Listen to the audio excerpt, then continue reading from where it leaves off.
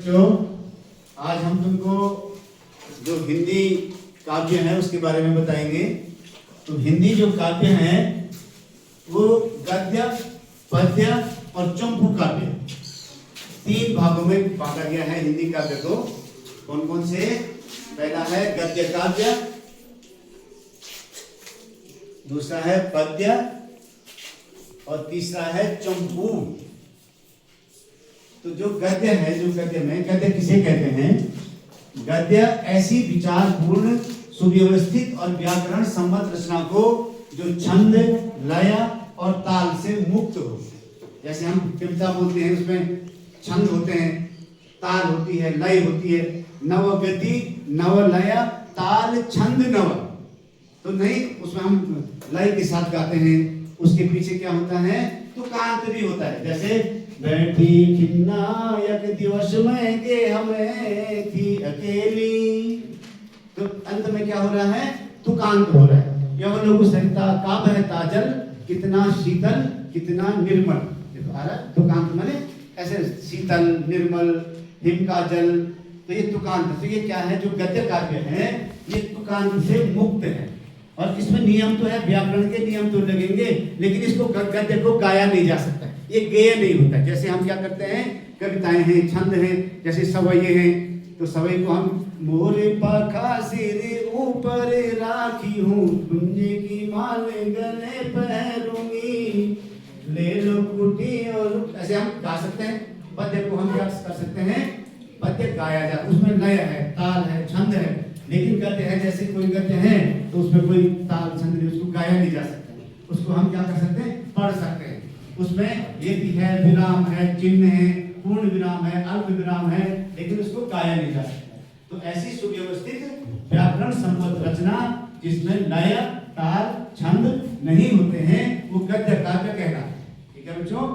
और एक होता है पद्य काव्य, जिसमें क्या होता है? लय होती है, छंद होता है, ताल होता है, हम उसको गा सकते हैं। उसमें हम छंद, तुम जानते हैं छंद को, तुमने कई प्रकार के छंद हैं, वर्णिक छंद हैं, मात्रिक छंद हैं। छंद का मतलब गाने का तरीका, हम कैसे गा सकते हैं किसी कविता को, वो छंद है। तो छंद के हिसाब से हम क्या करते हैं? कविता को गाते हैं। तीसरा है चंपू काव्य। देखो चंपू काव्य में गद्य और पद्य का मिश्रण होता है। चंपू काव्य में क्या होता है? गद्य और पद्य का मिश्रण। इसमें गद्य के ऊपर आधी एक पेज जो है गद्य का होगा, फिर 4 लाइन कविता की होगी, फिर गद्य लिखा होगा, फिर कविता लिखा होगा, तो वो चंपू काव्य कहलाता है। तो चंपू काव्य कहते हुए आराध क्या नाम है इसका, इसको जो है हंसी आ रही थी, तो सोचा पता नहीं चंपू का पहली बार सुना होगा चंपू काव्य, तो हंस रही थी कि चंपू काव्य क्या हुआ। तो हंसने की बात नहीं है, कि गद्य और पद्य का मिश्रण है। तो कौन सा? चंपू काव्य। अब देखो बेटा, जो गद्य साहित्य है, गद्य साहित्य की कितनी विधाएं होती हैं, आज हम इस पर चर्चा करेंगे। ठीक है? जो गद्य, जैसे कोई भी चीज है उसके प्रकार होते हैं ना। जैसे हम आलू के प्रकार बोलेंगे कि आज आलू की क्या बनाएंगे? आलू की पकौड़ी बनाएंगे, या आलू की आज क्या बनाएंगे? गुटके बनाएंगे, या आलू का क्या बनाएंगे? झोल बनाएंगे, या क्या बनाएंगे? दम आलू बनाएंगे। आलू कई प्रकार से बनाया जाता है।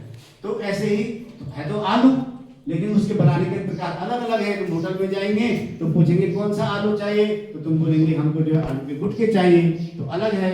आलू की अगर ठेठोड़ी भी जानते हैं तुम, आलू को ठेस के जो भात में बनाते बड़ी स्वादिष्ट टेस्टी होती है, तो उसको हम क्या कहते हैं? ठेठोड़ी कहते हैं। तो अब हम ऐसे ही गद्य, कितने प्रकार के गद्य होते हैं, गद्य के क्या क्या प्रकार हैं, उनको मैं यहाँ पे दिख रहा हूँ। देखो सबसे पहले जो गद्य का प्रकार है वो है उपन्यास। क्या है पहला गद्य का प्रकार? जोर से बोलो। सबसे पहले गद्य का जो प्रकार है वो है उपन्यास। तो उपन्यास किसे कहते हैं, इसमें बाद में चर्चा करेंगे। दूसरा है कहानी। क्या है बच्चों? कहानी। तीसरा है रेखा चित्र। क्या है? रेखा चित्र। चौथा है संस्मरण। क्या है? संस्मरण। ये गद्य की विधाएं हैं। गद्य की विधाएं माने गद्य के प्रकार, हम किन किन प्रकार से गद्य को लिख सकते हैं, गद्य को हम कितने प्रकार से लिख सकते हैं। गद्य का मतलब ये फिर है क्या, तुमके तो तुमने बचपन से लिखा है निबंध। क्या है? निबंध। निबंध जानते हैं? हम निबंध कितने प्रकार से लिख सकते हैं? कि देखो निबंध कौन कौन से हो गए? बोलो। उपन्यास, कहानी, संस्मरण, रेखा चित्र निबंध जीवनी आत्मकथा। देखो यहाँ पे मैं तुमको बताऊंगा जीवनी आत्मकथा में क्या अंतर है, इसको भी समझना आवश्यक है। आत्मकथा रिपोर्टाज,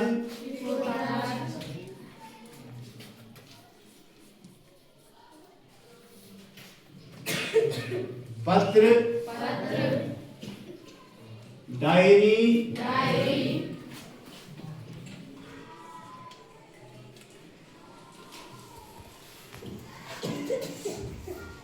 और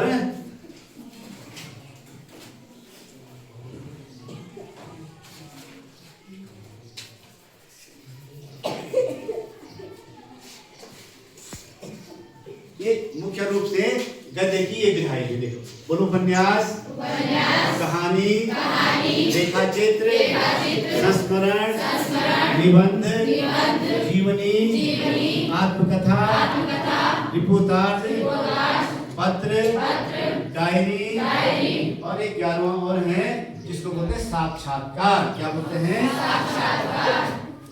बहुत समीचीनम, साक्षात का। तो हम इतने और भी प्रकार हो सकते हैं। तो ये मुख्य रूप से हम जो है इस इतने प्रकार से हम क्या लिख सकते हैं, गद्य को लिख सकते हैं।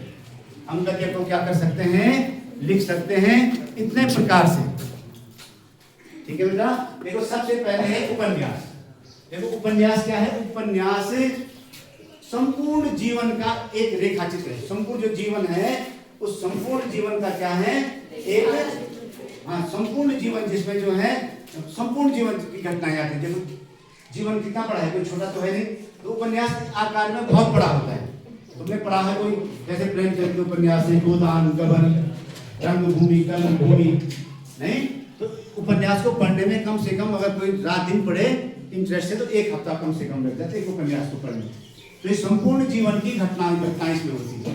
जन्म से लेकर और बीच में क्या जीवन में कौन सी घटनाएं घटती हैं, वो सारा बड़ा इंटरेस्टिंग होता है। ये एक घटना है। तो अभी तुमने कोई उपन्यास नहीं पढ़ा होगा, कोई बच्चा है जिसने उपन्यास पढ़ा है अभी तक? कोई बच्चा नहीं। तो अब मैं तुमको आ जाना लाइब्रेरी में, तुमको एक उपन्यास दूंगा, तुम पढ़ेंगे तो बहुत अच्छा लगेगा। उपन्यास कई प्रकार के होते हैं, ऐसा नहीं कोई एक प्रकार का। देखो घटना प्रधान उपन्यास होता है, जैसे गोदान है। सामाजिक उपन्यास होता है, अंतरंग जीवन के उपन्यास होते हैं। उसके अलावा तिलस्मी, अय्यार, ऐसे कई प्रकार के उपन्यास होते हैं। तो उपन्यास में लगाओ संपूर्ण जीवन की घटनाओं का एक वर्णन। उसके बाद है दूसरा है नाटक में लिखा नाटक। देखो एक नाटक है और एक एकांकी है। एकांकी में लिखा, एकांकी में नहीं। तो देखो एक नाटक है, इसमें जीवन की किसी एक घटना का, जैसे हरिश्चंद्र नाटक है। तुमने पढ़ देखा किसी ने हरिश्चंद्र नाटक? तो हरिश्चंद्र नाटक में एक घटना का वर्णन कि हरिश्चंद्र जी जो है कितने सत्यवादी थे, और उसमें उनकी जो है उनका जो पत्नी है, लास्ट अपनी पत्नी को भी क्या देते हैं अपनी पत्नी को और अपने बच्चे को, उनका बच्चे को लास्ट में सांप काटेंगे, तब भी अपने उससे नहीं अड़ते। चंद्र तेरे सूरज तेरे तेरे न जगत व्यवहार ते हरिश्चंद्र के तेरे न सत्य विचार। तो ऐसे सत्यवादी हरिश्चंद्र के नाटक है। ऐसे तुमने श्रवण कुमार का नाटक पढ़ा होगा अपने माता पिता को, क्या खोए इसको देखो, ये तो नाटक है। नाटक तो गद्य में पद्य में हो नहीं सकता है, लेकिन नाटक को गद्य में भी किया जा सकता है। जैसे हरिश्चंद्र नाटक में भी तुमने मैंने यहाँ पे देखा जब रामलीला यहाँ पे हो रही थी, तो यहाँ पे बड़ा अच्छा रामलीला, और इसमें जो है मेरे पिताजी की भी नाटक लिखा। नाटक तो नहीं है, वो कविता टाइप की है कि क्या खोए दशरथ तेरो मैंने, बोलो क्या खोए दशरथ तेरो मैंने, जीतम दिल जो मारी पीने, माता पिता को मैं एक पूछे, बनी के मैं तू यम दूते, क्या खोए दशरथ नाटक लग रहा है तेरो मैंने, जीतम तेरे जो मारी पीने, माता पिता को मैं एक सारू। तो इस प्रकार से देखो, पहले जो है तो नहीं माता पिता अंधे, उनका मैं सारा कुमार या और ऐसे करके ये काव्य में भी हो सकता है। वाक्य जो है 20 रामलीला में देखते होंगे कि जैसे कुछ तो प्रोज में होते हैं, कुछ काव्य वाक्य किस होते हैं, गद्य में होते हैं। जो डायलॉग होते हैं गद्य में होते हैं, और बीच में वो भी बहरत होते हैं, चौपाई होते हैं। तो उस गद्य और पद्य जब मिल जाते हैं तो जंगू काव्य। और गद्य को अच्छा बनाने, जैसे नाटक को अच्छा बनाने के लिए इसमें हम क्या कर सकते हैं, काव्य का भी प्रयोग कर सकते हैं। वैसे जैसे जीवनी है, यहाँ देखो बेटा थोड़ा ध्यान दो, ये जीवनी है और ये आत्मकथा है। जीवनी अपने द्वारा नहीं लिखी जाती है। जीवनी जन्म से लेकर मरण तक की घटनाओं का वर्णन होता है। यहाँ देखो बेटा, जीवनी क्या होती है, जन्म से लेकर के मरण तक की घटनाओं का वर्णन होता है। तो जब मरने की भी बात होती है जीवनी में, तो सोचो जब मरने की भी बात जीवनी में, तो आदमी लिख देगा कि मैं मरा, ऐसे करके मरा, नहीं लिख सकता ना। तो इसका मतलब ये अपने जन्म से लेकर के और मरण तक की घटनाओं का वर्णन होता है।